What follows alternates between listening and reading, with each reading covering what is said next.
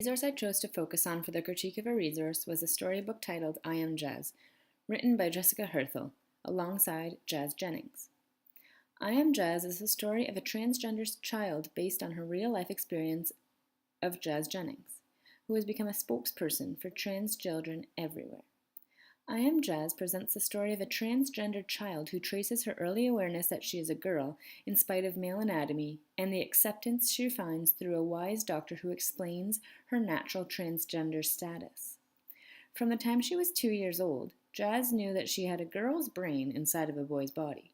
She loved pink and dressing up as a mermaid and didn't feel like herself when her parents dressed her in boys' clothing. This confused her family, until they took her to a doctor who said that Jazz was transgender and that she was born that way. Jazz's story is based on her real-life experience, and she tells it in a simple, clear way that will be appreciated by picture book readers, their parents, and teachers everywhere. This resource would be most useful in any grade. This storybook straightforwardly could be used to explain to very young children a topic that can confuse even adults.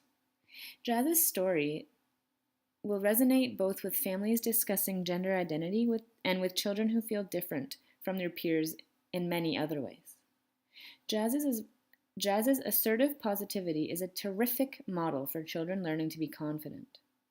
This is an excellent choice to jumpstart a conversation about gender, identity, compassion, and honesty. This storybook could be used in all subject areas, such as language, to discuss topics such as gender, identity, compassion, and honesty, or even in social studies to discuss topics such as social justice and activism, or equality and diversity. This resource takes into account all children of any age. The storybook describes both genders and how children can be born looking like one gender but feeling like the other. The only thing that I noticed while looking through this picture book with a critical eye was that they used lavish pink and purple hues and colors in order to emphasize how girly Jazz really was. The story could in fact alienate some boys as well as their parents who do not necessarily want to reinforce gender stereotypes, like the colors pink and purple, onto their children. I can see this being a problem with children of both genders because the pictures seem to somehow contradict the words.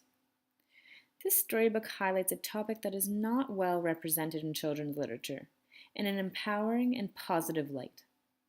Jazz's explanation of the definition of transgender, which is I have a girl brain but in a boy body, is somewhat simplified, but is an excellent way to describe it to young readers in order to instill the value of difference among them. I personally do not feel as though any voices are missing from this storybook. I think that this storybook looks to introduce a difficult topic among children and does not, in turn, ostracize any other children by doing so. I think that some parents may have difficulty allowing this resource to become part of their child's education, but I also think that it is more important to introduce this topic to children at a young age in order to bring light to the subject.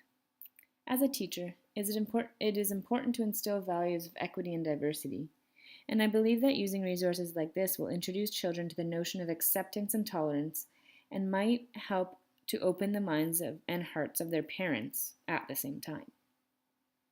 I really enjoyed reviewing this educational resource with a critical eye. Sometimes, as a teacher, you don't necessarily review resources in depth before introducing them to your classroom full of students.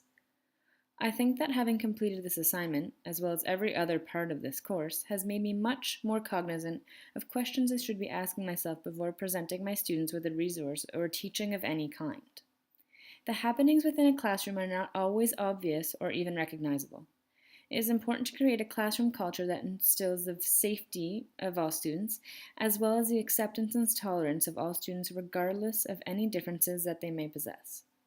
You never know the whole story behind a student that is sitting in your classroom. Therefore, it is important to create a welcoming, warm, and friendly environment.